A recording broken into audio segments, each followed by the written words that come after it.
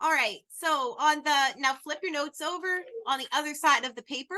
You're going to take your social contract shape that we've made. This year it is a hand with all of our words that we came up with in the first 2 weeks of school.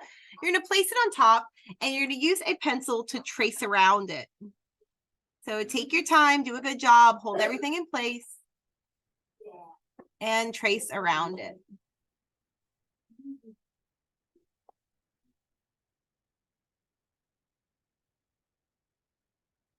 You can see how I'm using my my fingers to hold the fingers in place so that it doesn't move.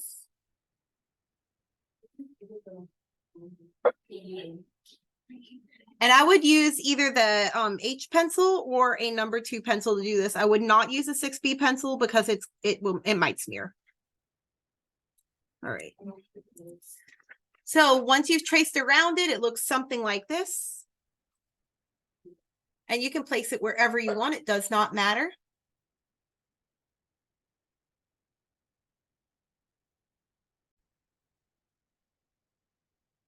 Okay, so now that we have our hand traced, you get to decide how many sections you want to break this up into. Keep in mind that smaller sections are easier to shade than larger sections. What we're going to be doing is we're going to be dividing our paper into different sections. You can do straight lines, you can do wavy lines, you can add shapes, whatever you want to do. I highly recommend that you do smaller sections because big giant sections like this space right here are really difficult to shade. Okay.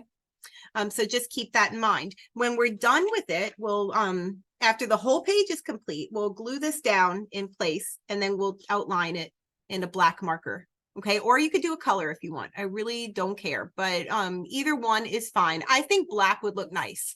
So how I did this is I just took my pencil and I figured out how I wanted to divide my space. So I just started randomly from the hand. I did a wavy line. Maybe on the next one, I might do a line that intersects here. Maybe I want to just keep doing that. Or maybe I want to start doing some straight lines. It's truly up to you, but you notice I'm not making any big giant spaces because if I do that, I know they're going to be difficult to shade. So maybe I want to do a shape right here. Maybe it needs a circle. And we're going to do this for the entire paper. You can even do a zigzag if you want, but kind of up to you, whatever you want to do. Now, little bitty spaces like that and big giant spaces are more difficult to shade. And if you choose to do some sort of a theme, like maybe I've done a circle over here, you should create some kind of balance and unity in your design by adding them throughout your design.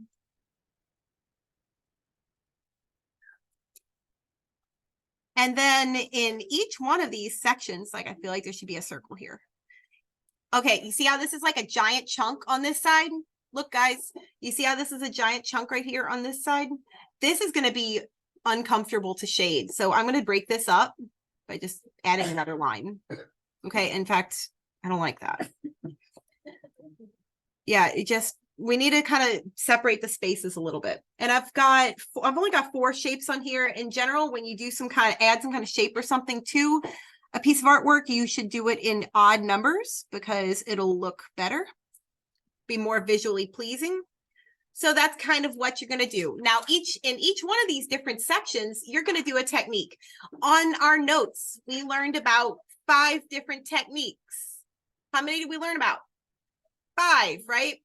So you only have to do 4 techniques, but you can repeat them. And I don't care how many times you do each technique, but you need to do each one of the techniques at least once. So maybe my favorite one is blending, and I want to do most of my project in blending, but I have to make sure I do hatching, cross-hatching, scribbling, and stippling in there somewhere too. Stippling, remember, that one takes forever. I highly recommend that you choose scribbling, hatching, or cross-hatching as your other ones, and blending. But if maybe you don't like blending and you'd prefer to do stippling, that's up to you, okay? So let's look at the one I've already started. So in this first section, I did blending. This second section right here, I did cross-hatching. You can see how the lines cross one another. In this next section, I switched back to blending because blending is my favorite one. This one is hatching, all lines going one direction. This next one is scribbling. This next one's blending. And then I decided to do blending over here as well. And I think in this one, I will probably do hatching or cross hatching. I'll probably do cross hatching since I did it over here. I'll probably do it over here again. And you're just kind of changing the way the value goes. So like if you made it dark over here on the other side, make it dark on the other side. That way you're creating really interesting dynamics. You don't want to just kind of shade it all like, you know, all dark from the center of the hand, like alternate. It'll look better. Okay. You can also take a black marker and you can outline the individual sections. It'll help your spaces look cleaner.